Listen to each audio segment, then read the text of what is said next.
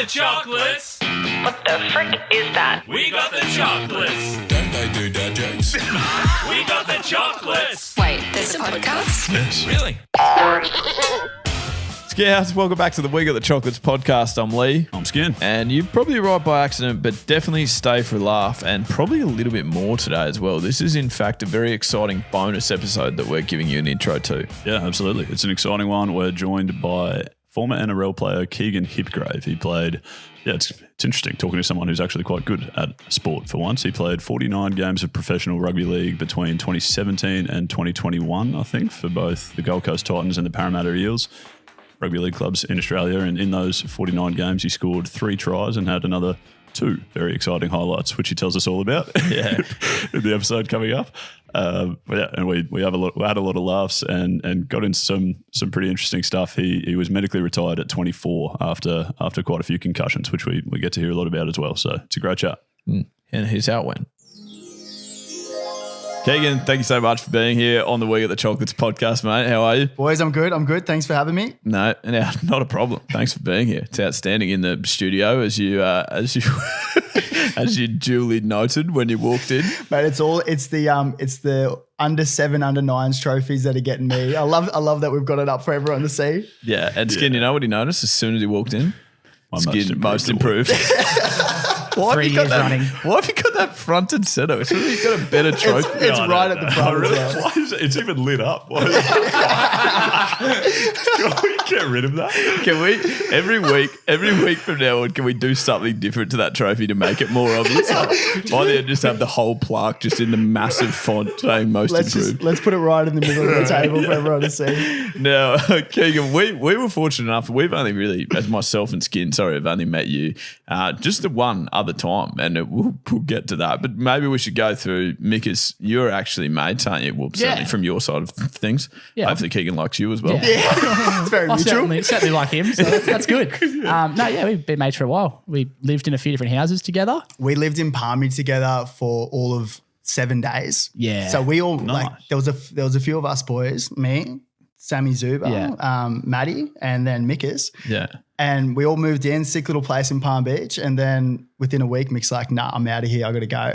But to be fair, I still had the lease for another probably year after that. So I was coming and going for a bit. But What do you mean? What? Where'd you go? I don't know if you know the story, but I moved to Brisbane and to the Gold Coast to Brisbane about 15 times. So many times. So that was many just times. one of those times. But then we lived in another house together. Which one was that? Your place in Cranbourne Waters. You did.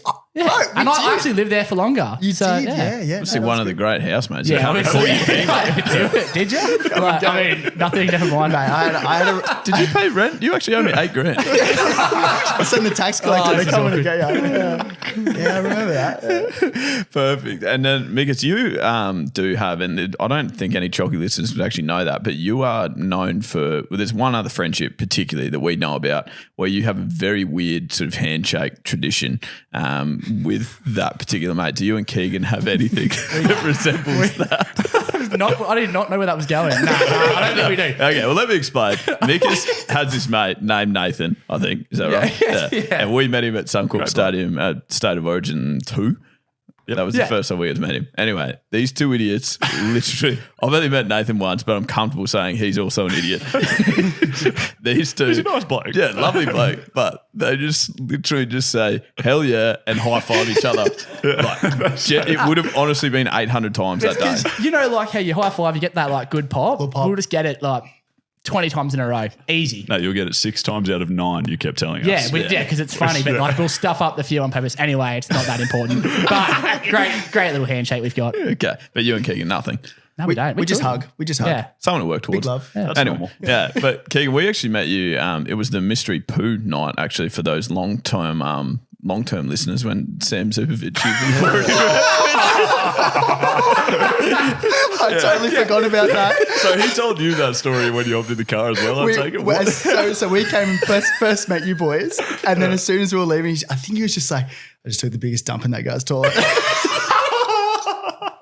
Yep. And you remember the story well. I can't remember what episode it was, but if you've listened for a couple of months, you've definitely heard about it before because we had Mitch's fiancée Eloise on to speak about it as well, which was intriguing. But that night, I think you actually, in the same night, you got to see Skin snag for the first time too because you were doing the final stages editing of the Prince Albert YouTube video. Never forget. So Keegan walked upstairs. He's like, "Hey, boys, nice to meet you." What the heck is that? It was like the finishing touches on the edit. It's very impressive edit. But the thing that Glad you said edit. the thing that got me was the photo of everyone crowding around you getting the piercing and everyone's just filming it. It's just a little snag hanging out. The Johnson hanging out. People still talk about like a cricket trailer. They'd be like, "You were actually in the room." It's like, it was a questionable time in my life. Like, some of This footage of you going like, it's staring right at me. I'm like, look anywhere else. Also, when editing it, I probably was editing that thing for probably about 15 hours before Skin got to it. Yeah, and that's right. I didn't probably put the censored bar over his dong until about 10 hours in. I was like, actually, I can put this little censored bar over it. You guys are well acquainted now. Didn't you? I think you were saying I had a similar situation with Rochelle. Rochelle walks past and I had to dive in front of the computer screen while I was editing it. Like, no. We're just working. Snag out. We needed a code word. Keegan, there's actually a story that we wanted to ask you about. We generally start each podcast episode with some sort of story. We'll find a way to weave it in. I wonder if this sort of time in your life rings any bells. June 2018. It was a significant date for you. And the reason I'm bringing this up, that's not a specific date, but the reason I'm bringing this up is because this is actually the way Mikas always introduces you. Well, not introduces you, but references you. So like when he was telling us about you for the first time before we'd met you, he was like, yeah, my mate Keegan Hipgrave, he would say, it's the loveliest guy. He got sin-bid twice in one game. They were always the sentences that went together. So, and just to give some context, if you're not a huge NRL fan, the previous player before that in 2018, the only previous player to be sin-bin twice in one game was in 2002. So it's a 16-year gap. Do you remember that evening? Oh, mate, I didn't have many highlights throughout my career. I had two highlights that went viral. One of them was the time that I got, and Mick, as you know the other I know, one, I definitely know which it we now. can touch on in a second. Oh, please, yeah, keep that in mind. But that one, mate, it wasn't even anything crazy, right? So I got sent bin twice. Yeah.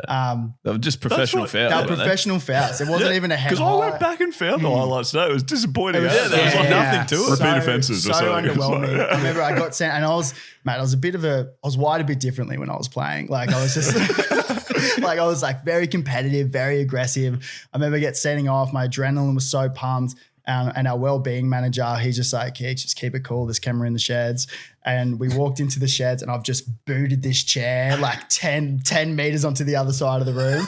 And they grabbed that clip and then that clip went viral. So is that actually from the same night they went, both those things are like, that's what went viral? That was the first thing. Like I said, I don't have many highlights. You know another one, obviously. keep going. The second one was probably in, I think 2019, 2020. That's probably when I was playing my best footy. We had a guy called Jimmy Dimmick who was looking after our wrestle, our defense, I guess.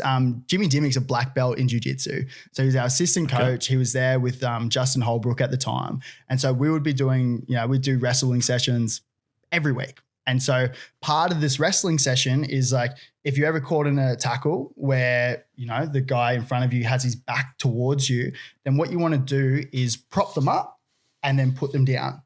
So when we're playing the Brisbane Broncos, and I had Payne Haas, big boy, he's coming into the back of me and he turns and I've got my underhooks and I'm like, all right, this is it. I've done one big thrust. One big hip thrust, but Payne's a big boy. And so I didn't get him with one pump. So I had to go the double pump. And then put him, and then we got him down and it was all right. And then I came off the field and Jimmy Dimmick's like, Keeks, that's not the wrestle, that's not the tackle technique. And what they did was, I think it was Brown Cardigan. Brown Cardigan clipped it. And then as soon as I looked at my phone in the sheds, the headline read, Titans literally just fuck the Broncos. And you'll be able to grab that. Yeah. And if you've made brown cardigan, it's probably not good. Yeah. No, we've actually been on Brown Cardigan once for just a positive, just a joke. Have we? I mean, maybe they were taking the piss out of us, but I didn't think so. Anyway. Okay, well, moving on from that, Keegan, the other thing that we do like to do pretty much weekly on the podcast is get a joke of the week. They're often sent in on the chalk line by our listeners, but on this occasion, we said, mate, we can find one for you. And you're like, boys, I've got 300 crackers. Just let me at it. He didn't say that at all. So I'm excited to see what you've got for us. I wanted to know if it was PG or not. Yeah, no, definitely not. We've had some stinkers on it. Yeah. Well, you should hear some of the ones we listen to that don't make it. Yeah, we do filter out a lot. So I guess let's find out where this one's at. Yeah, we'll filter it out. Brushed. No, it is. How do you find an wait? I've already No, got think it. through it. I'm trying to think through No it. rush. I can see what you two are mates. How do you find a blind man on a nudist beach? Go on. It's not that hard. Yeah, good. Really good. Very good. Really good. And I would argue like P, maybe M15. yeah. Barely. What do you? I got one more. I got one more. Here we go. We've encouraged What do you. you? Balls out of the game. What do you call a guy who cries while he masturbates? A tearjerker. Oh, my goodness. That's really good. That's actually good. I haven't heard that. I've never heard that. I was so scared that those would have been already said. That's perfect. fine. That's a genuine new piece of material. I've heard your first one. I just wanted to be nice. Second one, amazing. Thank you. Yeah. brother. Thank Very, very good. Did you get both of them? I got them both. It's always worth clarifying. Okay. Keegan, I guess we'll try and make, there's a few things that obviously we'd love to get you to talk about probably later in the episode. It's the easiest to listen to, I think, if it sort of travels in chronological order. We've spoken about the fact that, well, in the intro, we gave a bit of a wrap of your footy, and you've probably spoken of your lack of highlights, but being modest, obviously. But when you do think about retirement, I guess, you generally, I know for a fact that I picture sort of those superannuation ads that start talking about being 65 and able to access it and stuff like that. And then, so reading the headline, Keegan Hipgrave retires at 24 is weird. Like, I feel like you sort of look at that and go, that's quite strange. Like, what possibly would have happened? I remember sort of reading these articles relating to head knocks and concussion, I guess, and you can probably shed a little bit more light on that. But to start with, how did you get into footy? Where did you grow up? Where's home? And then we can probably move on to what you're doing now, I guess. Beautiful. Yeah. So I spent most of my career, like juniors, probably at Palm Beach, Currumbin. Grew up playing footy, surfing. Although I wasn't ever that good. I was surfed with Mickers a fair bit. Who's better out of you two? Because he's 27th in the world. Mickers is definitely better than me, 100%. See, you try to be modest. He knows it as well. No, I'm not. Shut up. Okay, good. So now we can do the run it straight challenge. You and Keegan. Who's better at Oh, footy? I'd love to see that. Keegan's slightly better. Paint house tackle later. Stop it. I'll show you how it's done. All right, so Palm Beach to us. Yeah. Palm Beach. I did most of my under 20s, like saw my first contract at 17, 4 years at the Brisbane Broncos. So that's before, I guess, you're training at a full-time level. You're training in like the main squad, which was really cool. I got to train with my idols like Corey Parker, Sam Thaiday, Josh Maguire. And I was super competitive when I was playing, like almost to the point of a little bit arrogant. Like I remember a wrestle session when I think I was about 18, like just came into different wrestle sessions. I talk so much about wrestle. We do it so much. Keegan Hipgrave WrestleMania. Yeah. Name of the podcast episode. No, I went in and these sessions are tough. Like it's pretty much an hour of just getting flogged, and at the end of it, you're pretty much just running straight at each other, and you do this little sort of drill where it's called shark bait. So you've pretty much you're in the middle and you've got a group of boys around you, and then you've just got to run in and tackle each other like 10 meters by 10 meters as hard as you can. And then the person who flips the other person gets to go out. If you keep losing, then you stay in there for the next however long. Whoa. And I remember I was I think Josh Maguire was in the middle. I really looked up to Josh Maguire, like in terms of his toughness and like how solid he was. But I remember thinking like, fuck this guy, I'm going to try and get it over him. So I flew into him and we're like wrestling. I'm trying to pin him on the ground. And then at one point I had his underhooks and I thought, you know what? I'm going to flip him. And then he must have just knew. He picked me up and there was a mirror there. He threw me into the mirror and then just walked away. And I remember thinking like so humbled at the time, thinking, what the? This is first grade. Like this is what you're getting yourself into, which was pretty wild, mate. So yeah, I did 3 years at the Brisbane Broncos. Went through a bunch of injuries there. Ended up tearing my hamstring like 5 times in 1 year. Almost gave the game away, actually. Yeah, well, mate, like when you do your hamstring, it's like you tear it. You got torn when I was maybe like, I don't know, 19. And then you do your 6 weeks recovery. And I was aiming to try and get back for the under 20s Australian team. So I sort of rushed the recovery a little bit and then tore it again.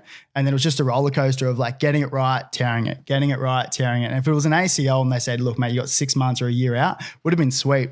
But because it was a roller coaster, I remember the 5th time I tore it, Josh Maguire again, he's just like, mate, if you're a horse, we'd shoot you. And here I'm like 19-year-old kid, like very, I don't know, hormones running everywhere. I remember thinking just like so cut up about it. I called my old boy and I'm like, Dad, I'm done. I'm over footy. I've had enough. Called my manager and my manager talked me out of it. He's like, mate, you're 19 years old. Like stop putting so much pressure on yourself to play grade. Like, cause I was super ambitious, like just wanted to play NRL. Anyway, he convinced me out of it.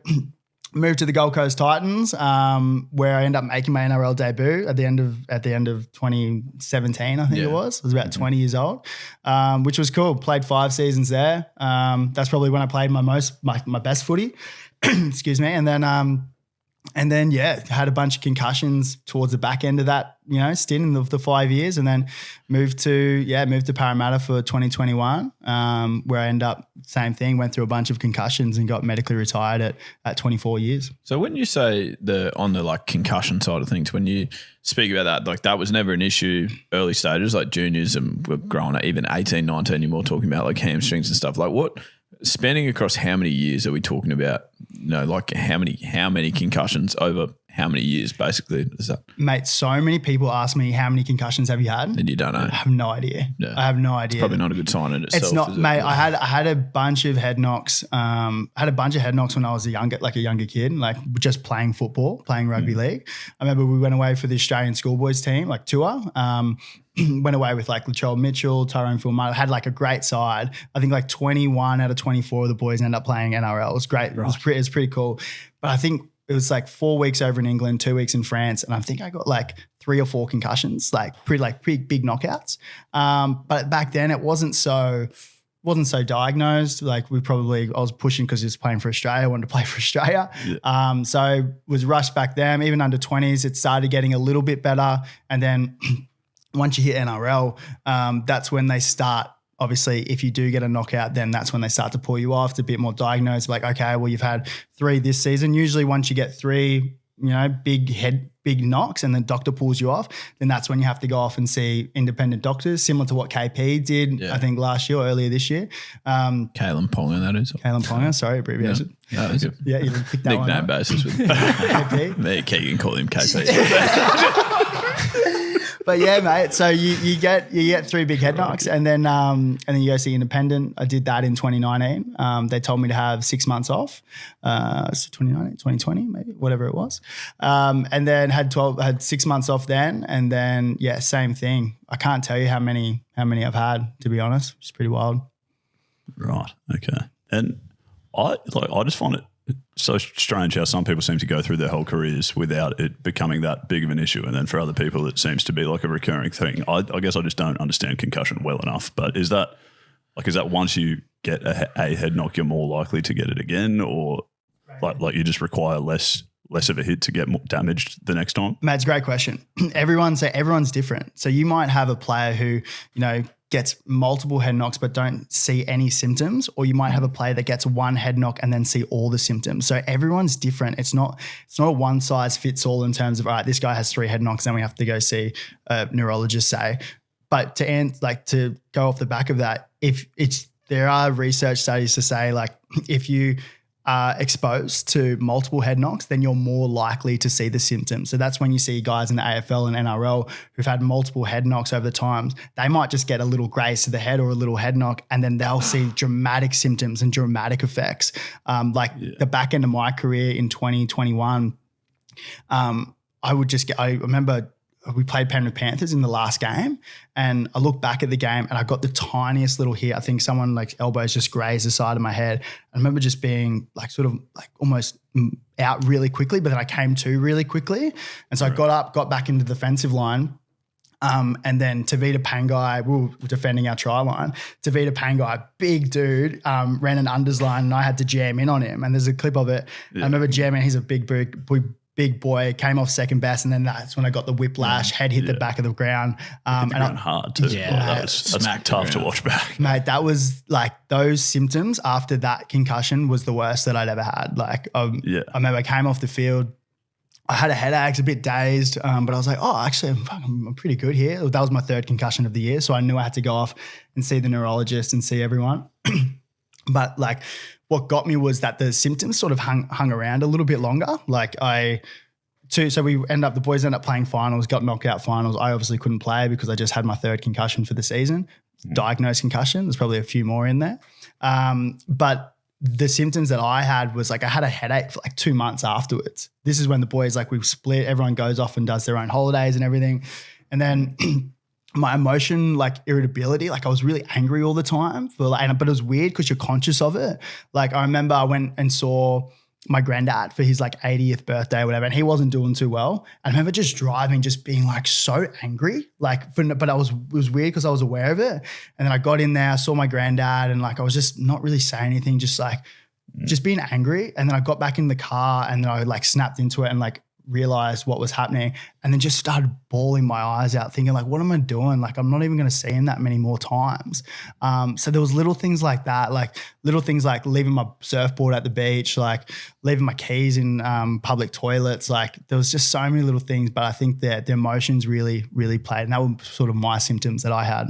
Right. Okay. Yeah, that's interesting to hear because, like, you hear a lot about concussions particularly in NRL, but even in cricket, like players have sort of similar issues. And I hear people talk about it all the time, but never really had an understanding of what the actual symptoms are or what the problems are. Like, if someone gets hit in the head and they're out with a concussion, you just sort of, I don't know, like they're just back in a few weeks' time generally. But it wasn't until like reading interviews that you've given that I actually understood sort of what some of the symptoms are and how it's like that sort of having headaches for months afterwards and the problems that come along with that. So, but everyone's different. Like Tamari Martin, he was at Bronx, and I'm not sure where he is now. Like I'm pretty sure he had like a brain bleed, like from his head knocks, and his was sensitive to light, so he stayed in his room for like 6 weeks or 8 weeks afterwards. And so he had 2 years out of the game when I think he was at Penrith before, and then ended up coming back to the Broncos. And now I haven't spoke to him, but I'm pretty sure he's back playing sweet. So that's what I mean. Like you can have those, 2 years off, and then he was deemed fit to play.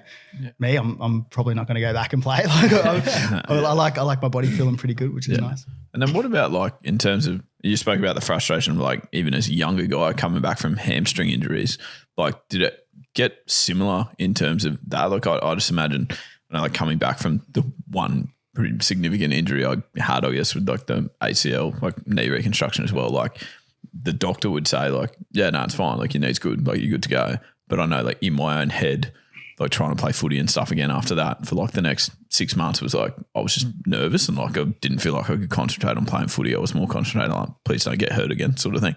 Did it become similar with concussion, like with your head knock sort of thing? Like could you go onto the field and go, oh no, I'm not thinking about it whatsoever? Yeah, in 2019, when I was at the Gold Coast Titans, I had the 6 months off, and then I was so ready to come back and play. Like it didn't even faze me. I was so much like, oh, it's my head, but it's just like if I hurt my AC or if I hurt my hammy, like I was so keen to get back and play, and so nothing was going to stop me. Like I came back, the fittest I'd ever come back, ended up playing the whole season. But during that time, probably during the next time, I was aware that if I kept getting the concussions, like if I kept getting hits to the head, then clubs will probably look at me thinking, oh, well, he's not up to it, or he's like damaged goods almost. So I guess that kind of played into my mind a little bit, especially, when I came back, but I got through it. It was sweet. I got through that season without any head knocks. When I went to Parramatta, that's probably when, I don't know, I got one and I was like, okay, well, sweet. Like it bounced back pretty well. Got a second one like halfway through the season. Thank you, brother. Halfway through the season, and then the last one of the last game was a big one, and I just couldn't turn my back on the symptoms that I was having and the conversations that I was having with the neurologist. Like, because there was a third one, I had to go back and do all the testing again. And it's a big day of testing. It's like you and a neurologist are sitting in a room and you're going through literacy questions, numeracy, problem solving, reaction time, memory, working memory. It's the whole thing. And you're cooked by the end of the day. And then at the end of that conversation, he was like, and this is someone who does this for a living, someone who knows what he's talking about.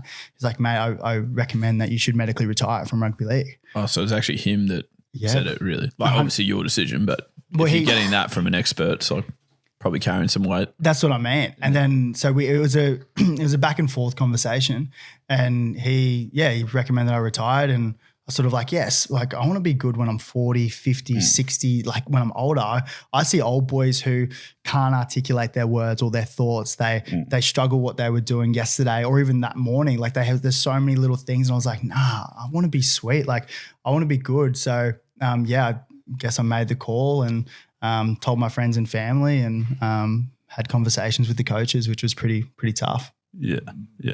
And do you feel like, are you confident that you, by making that, that's obviously a pretty massive decision to make, to retire that early, but makes complete sense thinking about sort of the long-term impact. But yeah, do you feel like you've making the call then was early enough, or are you confident that you're not going to end up with those sort of symptoms later in life? Yeah, I'm not sure.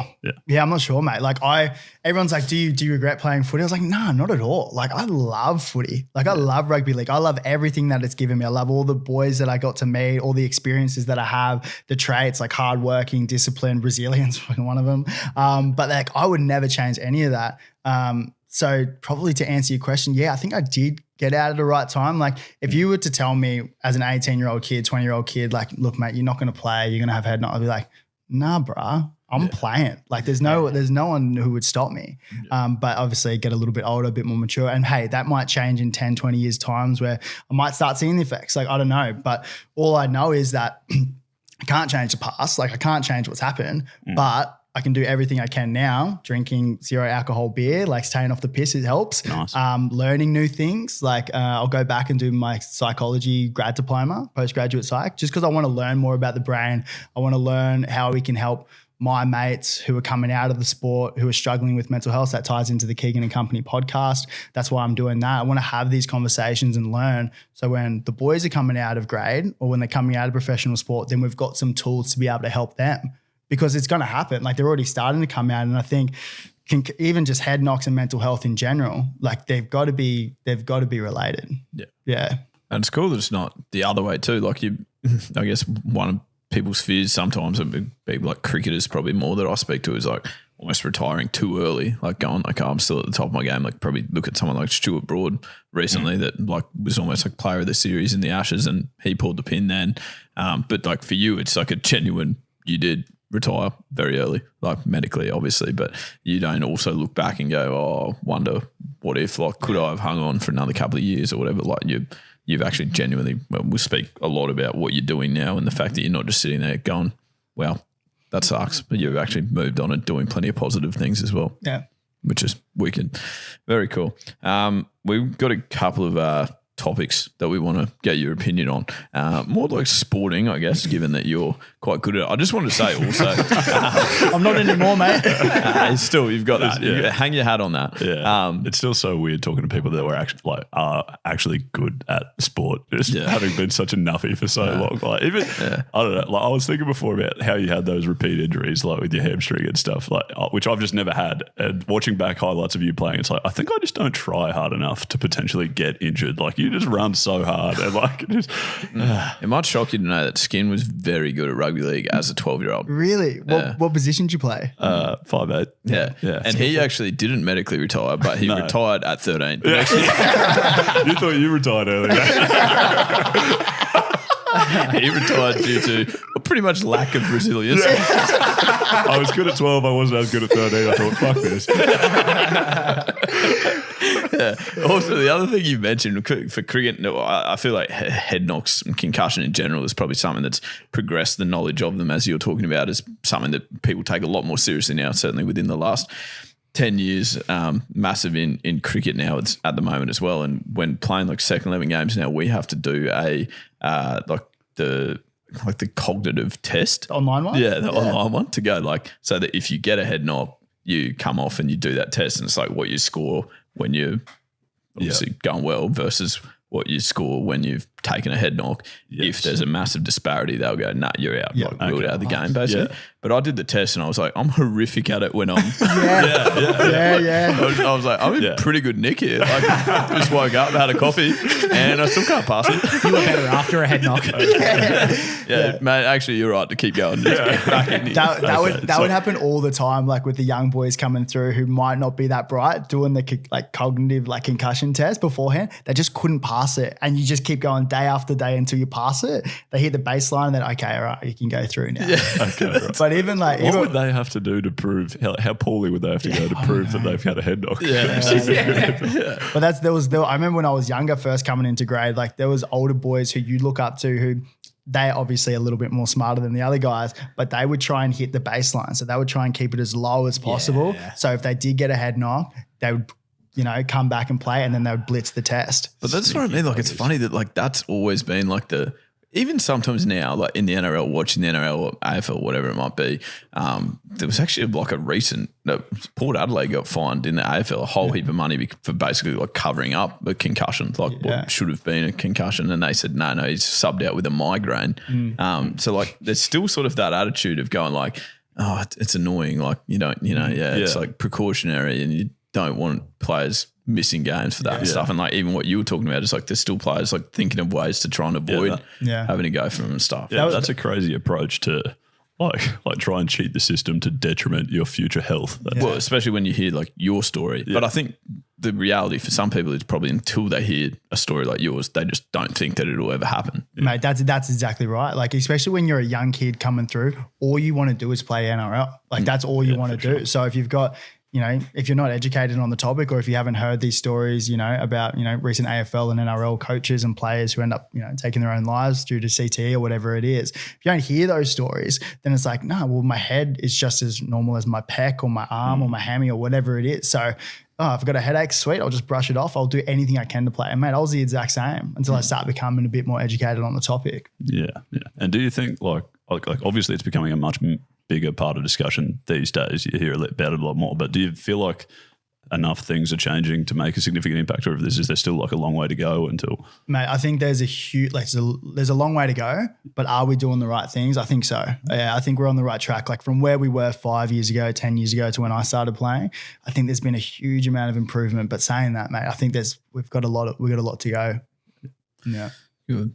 All right, let's get to, so Keegan, on the podcast, we do a segment called Must or Dust, which is basically like two, what are they? Describing words. Adjectives. Adjectives that we use to they are adjectives, aren't they? Are they nouns maybe? I don't know. Yeah. Dust is a noun. Probably not important. I thought adjectives had to end in ly, or generally end in ly. That's something. Generally, moving quickly. Yes. Yeah, man, we would have passed that cognitive test. Yeah, look at us. We're on. Yeah. No, okay. So the two describing words that we use to say whether something is good, that's a must, or poor or bad, that's dust, right? And I know you love our jingles. You've spoken very, very highly of them. So here's one for must or dust. Is this must or dust? Is this must or dust? It won't take too long, so don't get it wrong. Is this must or dust? Very good. Production quality. Not enough Mickus in that one. No, Keegan did actually say, so you guys just jump into a studio to record that? Yeah. Yeah, mate. There's that front room over there. Right, so here we go. Let's get a couple that we'll find out where you sit. The idea is you're not meant to sit on the fence in theory. We do often, but you can't as a guest. All right, showing people your own highlights. It doesn't matter what sport.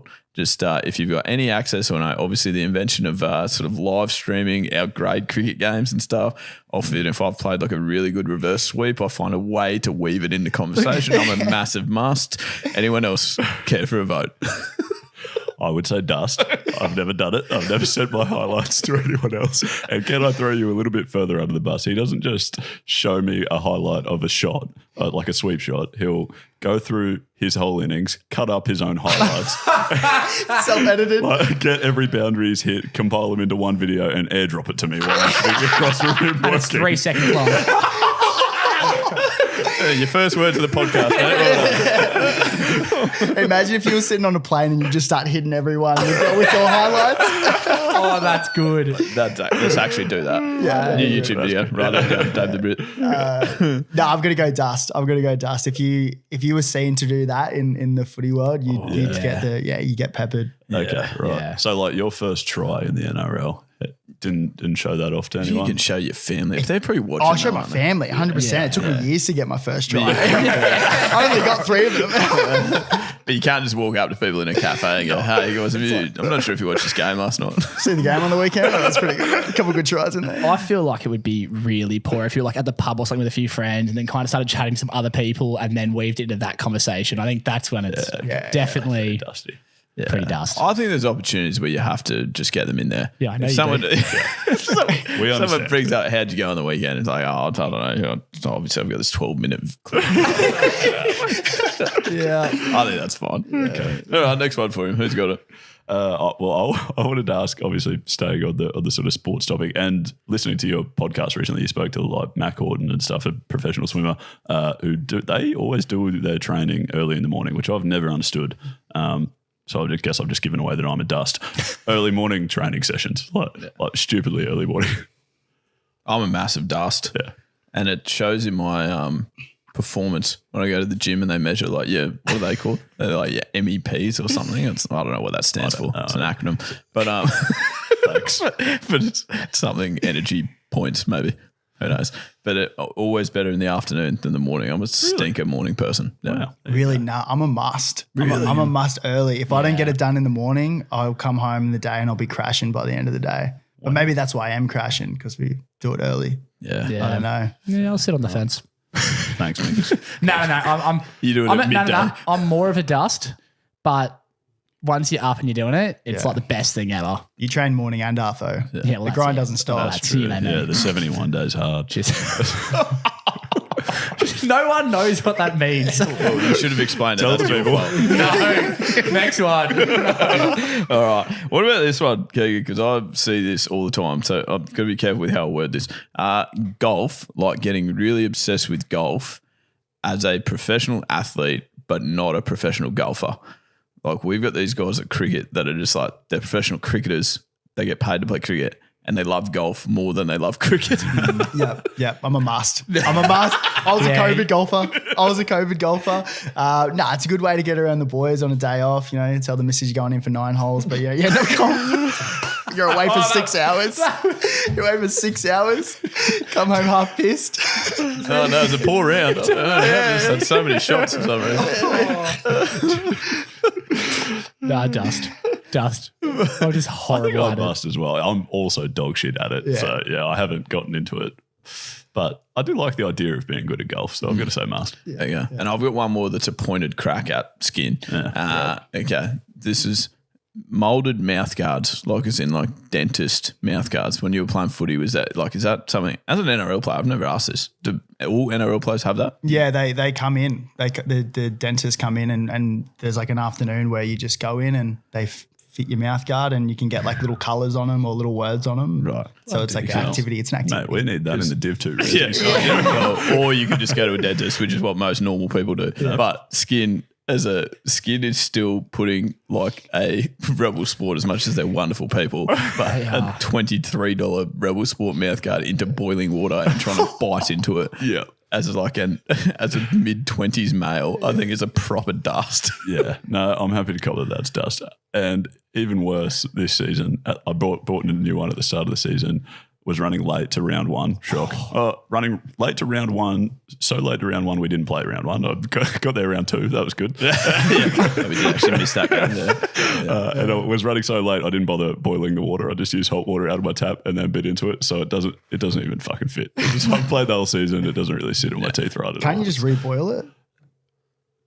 Just had a penny drop moment. The old cognitive test. Get that common sense out of here. One chance of doing it.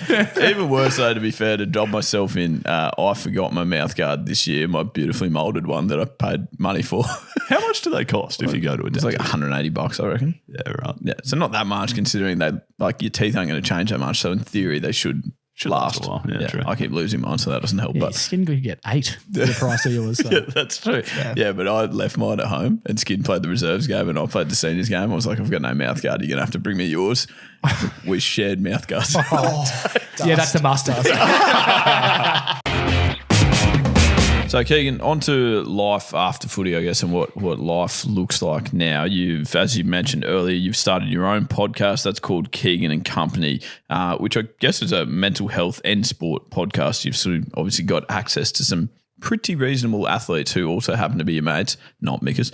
But 27th best. I listened to a podcast with Mac Horton yesterday, who was great to hear from. But yeah, tell us a little bit about that project, I guess, and what you're doing and what sort of inspired you to start that. Yeah, great question, mate. I guess I've sort of always been involved in mental health. Probably started when I kicked off in, I guess I was 17 how I first got into mental health. I lost a mate to suicide when I was 17. Guy called Keegan Hipgrave. This is a guy who was loved by everyone. We played schoolboys together, Queensland schoolboys, loved by everyone, respected, funny, happy.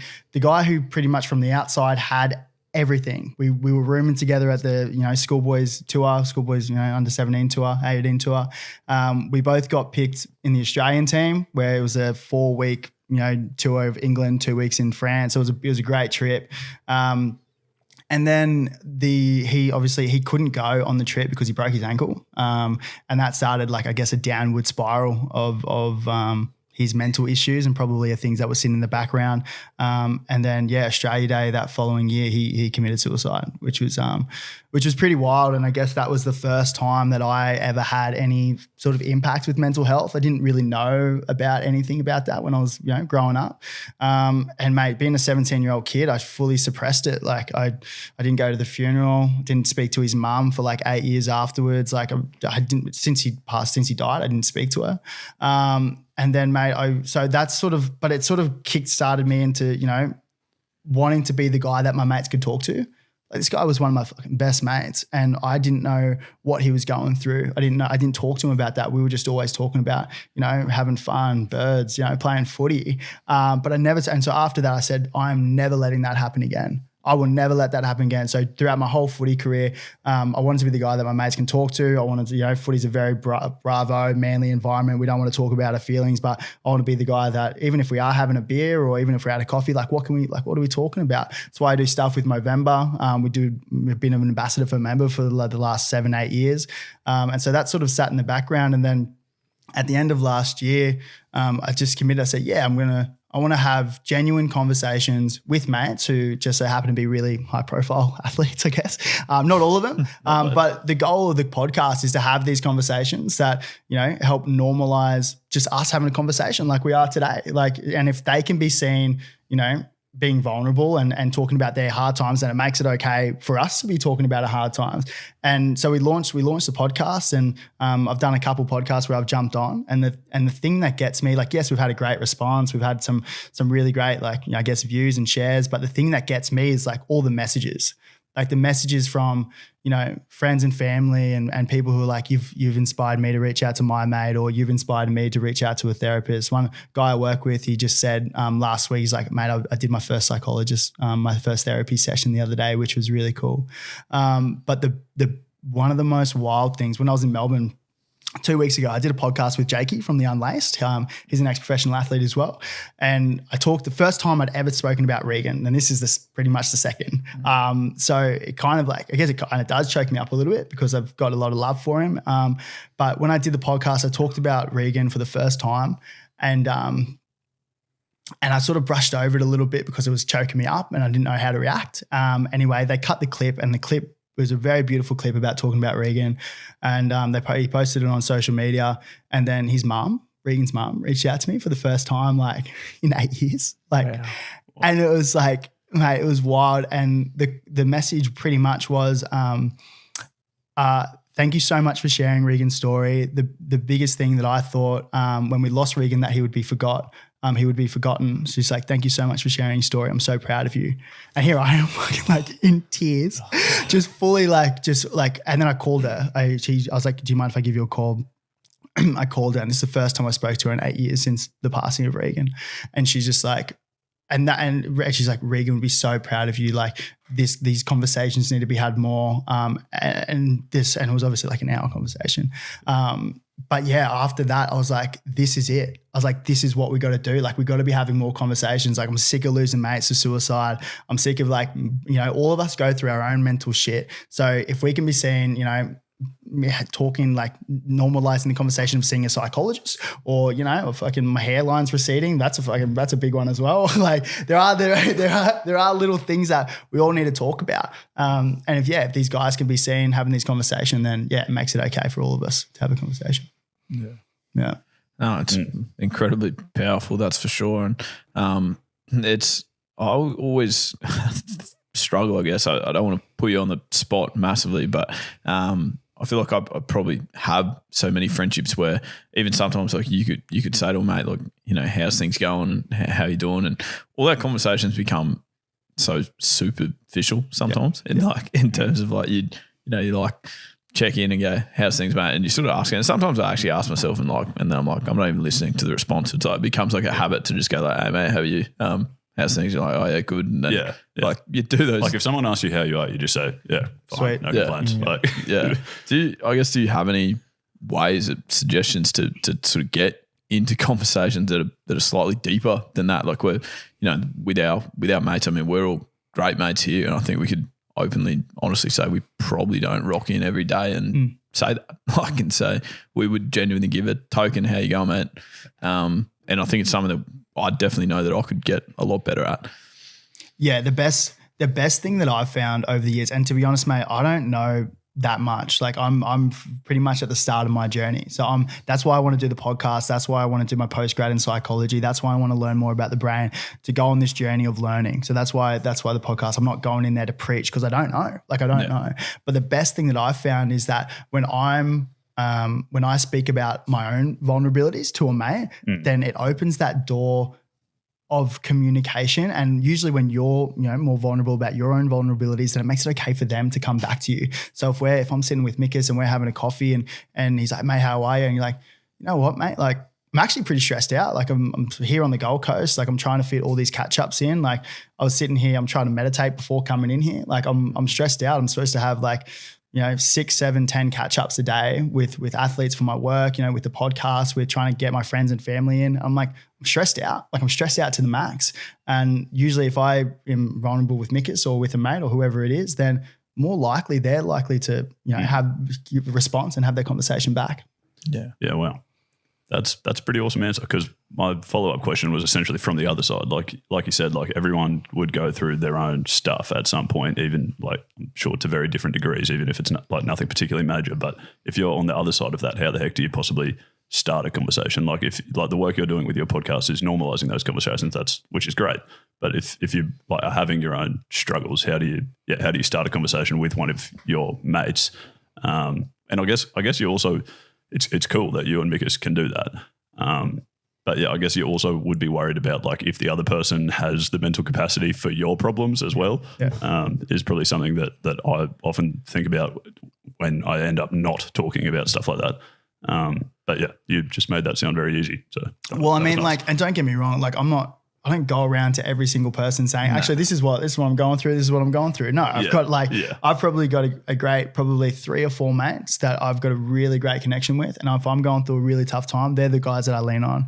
My mum and dad, I can lean on them. My sister, I can lean on them. So I've got a few core people, and having those people in your life are really important. But saying that, like, if you're not comfortable with, getting someone in your own friendship circles, talk to a psychologist. Like, talk to, and if you don't want to have that conversation with a psychologist, then talk to one of like the hotlines. Like, there's so many options where you can make it available and you can make it easy. Like, what I find insane is that we spend so much money on our like physical health, whether that's gym memberships, whether that's protein, whether that's vitamins or whatever it is. I know you boys are looking pretty good. You're probably spending a bit of cash on I was about to say, I spend a lot of money on gym memberships. I don't go very often. Make genuine donations.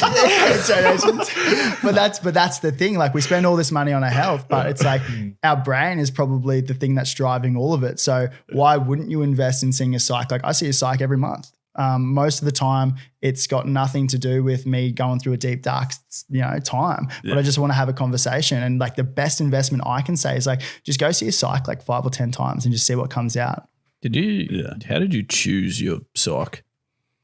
That's actually a great question, which because people go through like a bunch of different psychs before they find one that they fit with. I've genuinely looked at it before and been like overwhelmed. Yeah. I've been like, shit, there's 45 options have come up here. I've been to one before because our mum is like great, and she like, I don't know, like I feel like going to see a psychologist has like a bad stigma. Like, people think it makes you crazy sort of thing. Whereas our mum was never like that. Like, I'd think, maybe when I was sort of just turned 18, I don't even think I had anything particularly crazy going on. Oh, I think it's dad passed away. That was significant.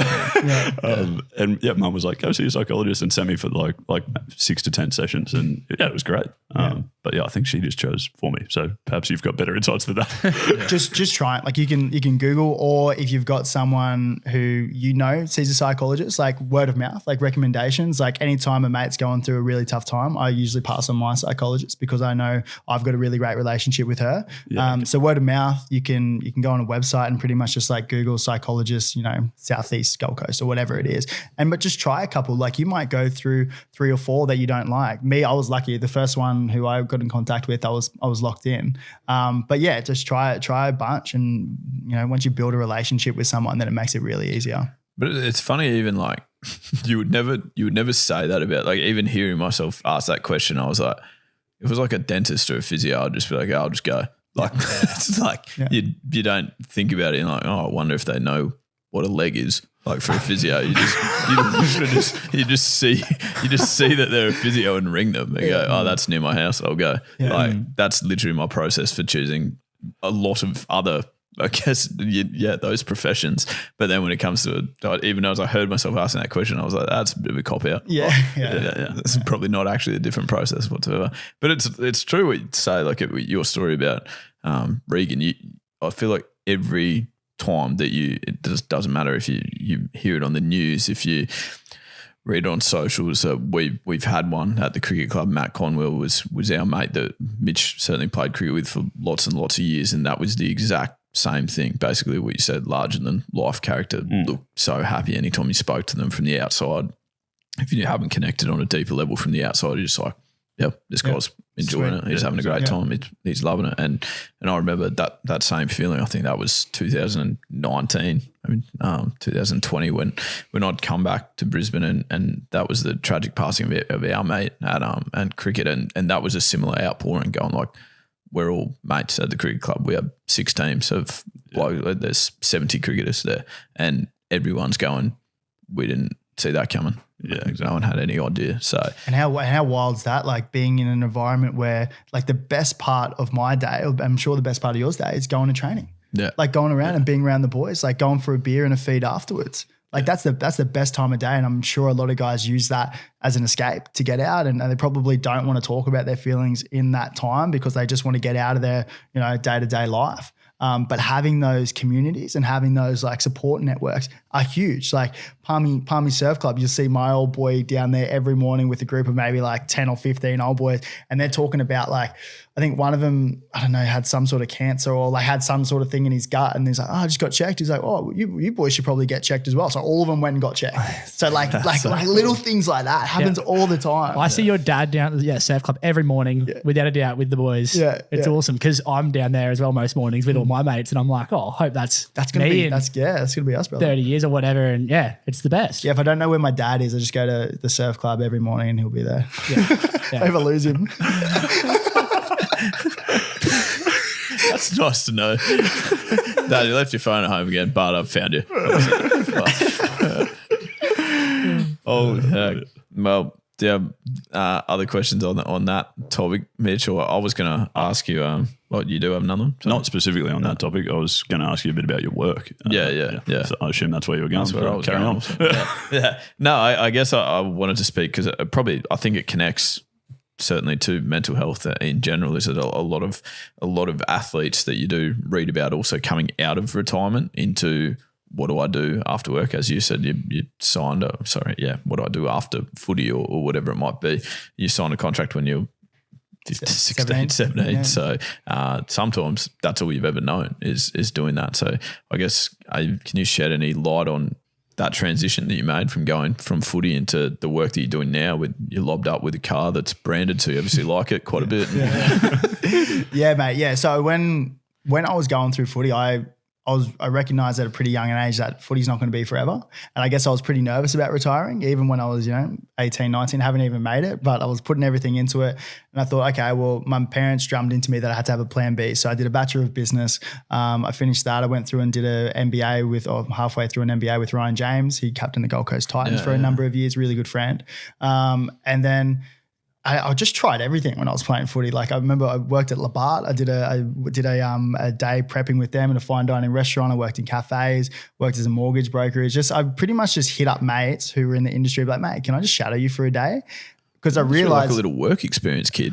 Yeah. But that's the thing. Like I realized like figuring out what you don't want to do is just as important as figuring out what you want to do. So I wanted to get to the point where whenever I was to finish footy, I'd be like, okay, well, I don't want to do all of this, but maybe I can figure out what I want to do. Got medically retired. I still had no idea what I wanted to do. I had like all these little things that I thought this might be cool. Got medically retired, and luckily when you get medically retired, you get your contract paid out. So I had a year of breathing room to figure out what I wanted to do. And then I was lucky enough to catch up with a mate who I went to school with at Palm Beach Currumbin, Steve Dresler, and he founded a disability support service that employs athletes as support workers. So what they do is they take participants of all different disabilities out into the community to just have fun. We found that when the participants are having fun, then all aspects of their life improve. And when they're having fun, they're also learning. So little things like surfing, being more socially interactive. It might be ordering a coffee by themselves. It might be helping them walk across the road. It might be little things like that. And so when I retired, we caught up for a coffee and he said, mate, what are you going to do now?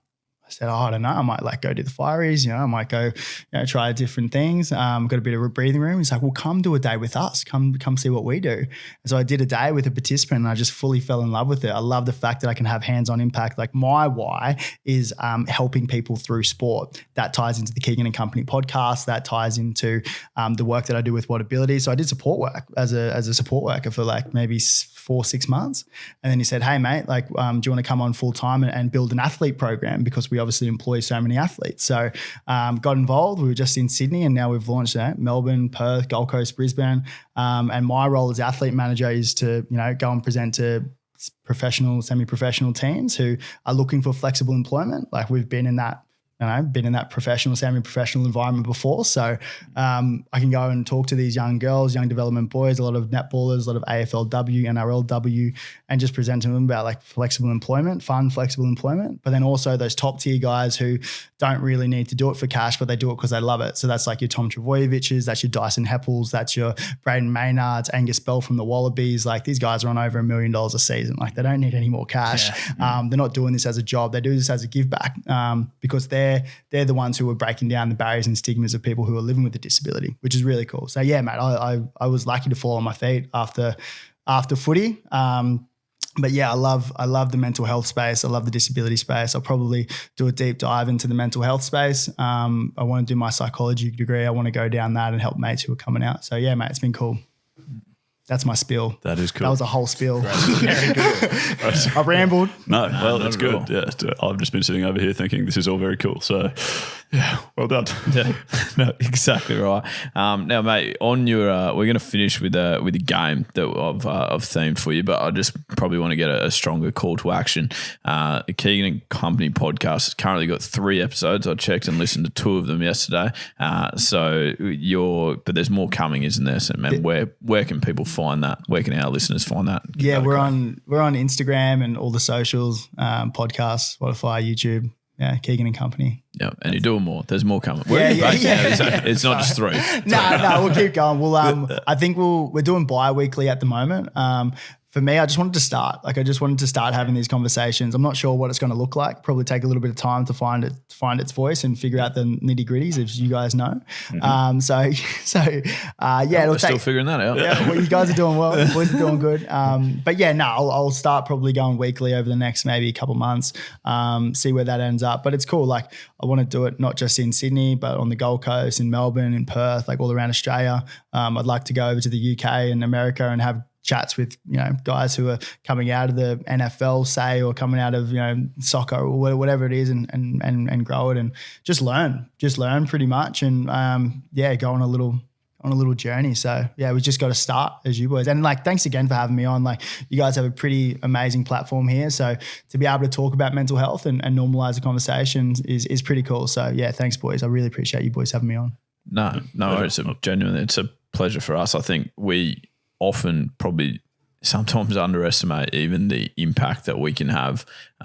There's been many a time where we've got actual messages. I know certainly I remember Cam, one particular message was a listener that sort of reached out and said that he'd had some dark times in his life, and that sort of listening to us and gaining a way to have a laugh during the day, and that made a big impact on his life. And there were times like where we didn't know that, probably even listening and reading some of those messages, we didn't know that was happening. I guess when we sort of started it was really a way for us it was a creative outlet for us. It was, it was probably not what we expected, I guess. And so the fact that we can make that impact or have that impact for some people, because you just don't know who you're speaking to at some of the times or who's taking something out of it.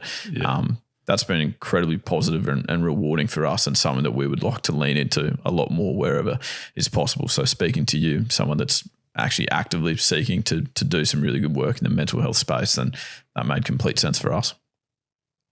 Beautiful. You look like you were going to say something. But. No, I just couldn't agree more. Perfect. Okay. Well, you've got one more jingle to listen to, Keegan. This game is called Human Shazam. The idea with this game is that you essentially, all of you are playing too. So Mick is Skin, Keegan, your buzzers. Generally, Mick says Bali. We're not sure why. It's his favourite holiday. It's not even my favourite place.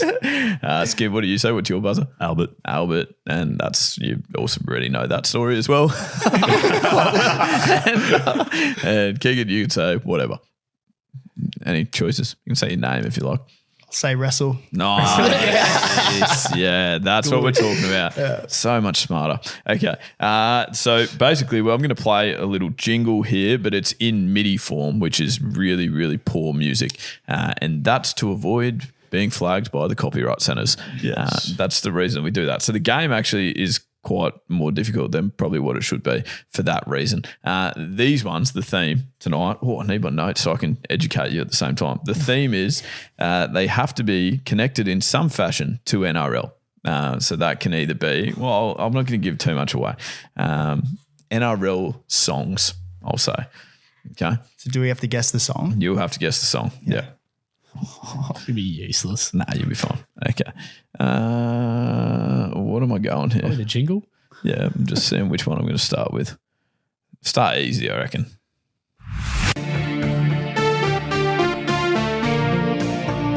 Wrestle. Yeah, I was off that Bali. Is it Tina Turner? It is indeed. And the song is? Oh my God, I should know. It's like Never Give Up or Do you have it? You can take 1 point each. I've said Barley. I'm just Okay. Tina Turner. Is that are you giving up? I reckon. No.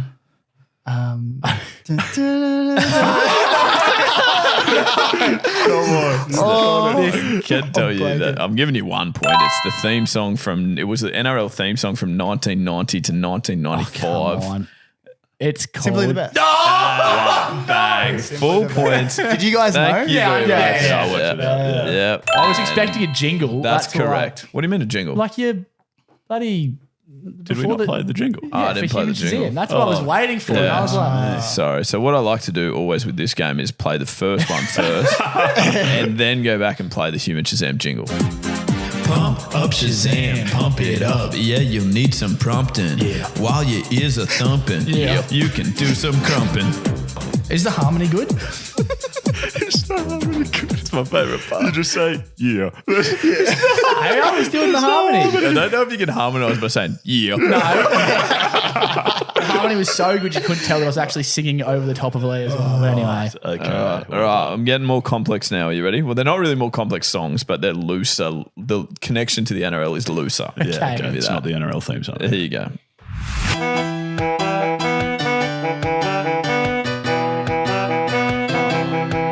Sounds like Barley. Okay. It sounds like, is it Yeah, Macklemore and thingy? That's annoying. And it's Can't Hold Us. It is indeed. Well done. I also need to give you a correct sound, don't I? Wait for a second. Jeez, these As Cody would say, you're on fire tonight. There we go. Correct. That's full points as well. Macklemore performed at the grand final in 2017, the NRL go. grand final. So That is loosely attached to the NRL. well, it's not that. It's not the loosest. All right. Here you go. You should get this one, I reckon.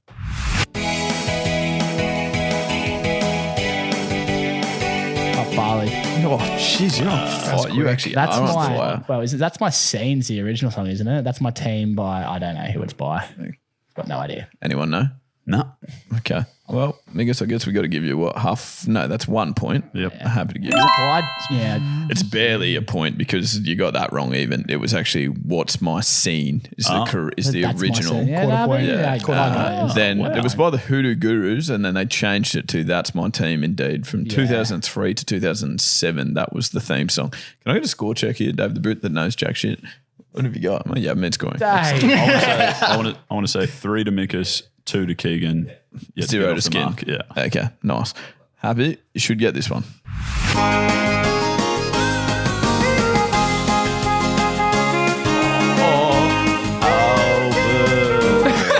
That sounded convincing. Albert. Yeah, there we go. You're in. Crikey. What's the name?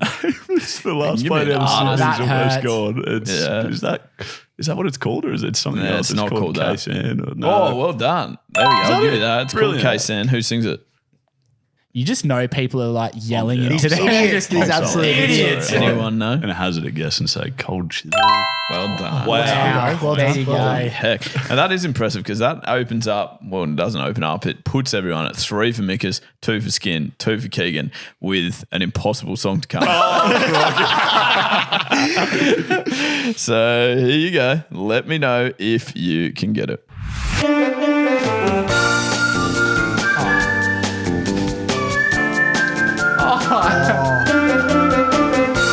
The plane movie.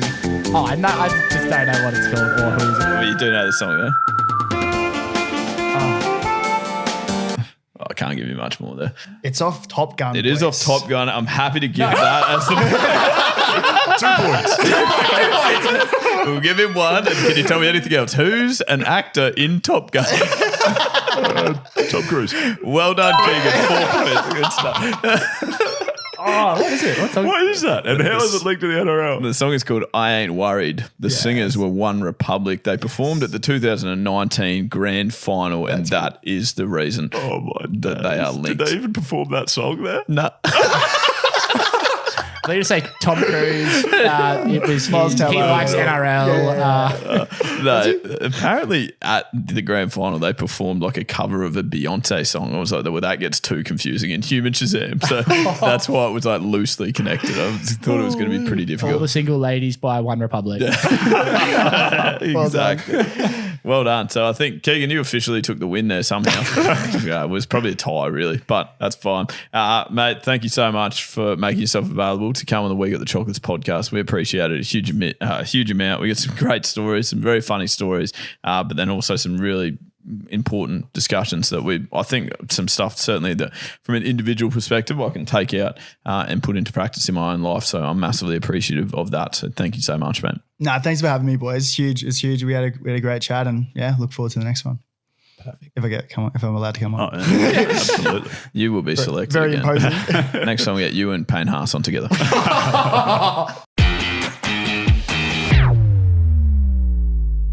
Well, that was our chat with Keegan Hipgrave. I hope you enjoyed that. We certainly did, didn't we, Skin? Yeah, bloody earth. He was a great man and great topics that we got to discuss. Obviously, plenty of laughs in there, plenty of good stories, but then love the work that he is doing at the moment, which you can go and check out by looking up the Keegan and Company podcast, wherever you choose to listen to them. And he's on certainly Instagram and the socials as well. We'd also love to have you support us or get in contact at our social pages. That's at We Got the Chocolates everywhere, really. TikTok, Instagram, you know them all. Yeah, Threads and X, the big platforms, Yeah, the ones that we're not at all active on, but that's good. Nice. And also leave a rating and review, a 5-star rating we're quite fond of on Apple and Spotify if you're listening there. Yeah, please do. And you can also contribute to the show on the Choc line at our website if you'd like to hear yourself on a future ep, or just write into us as well if that's your preference. Perfect. Now, remember that was a bonus episode, our weekly episode. They drop every Thursday, so make sure you get across and listen to that as well. And remember that if you're out there having a laugh with your mates this week, you're absolutely getting the chocolates. We'll speak to you again this time next week. And as always, good luck in the future. And that stumps.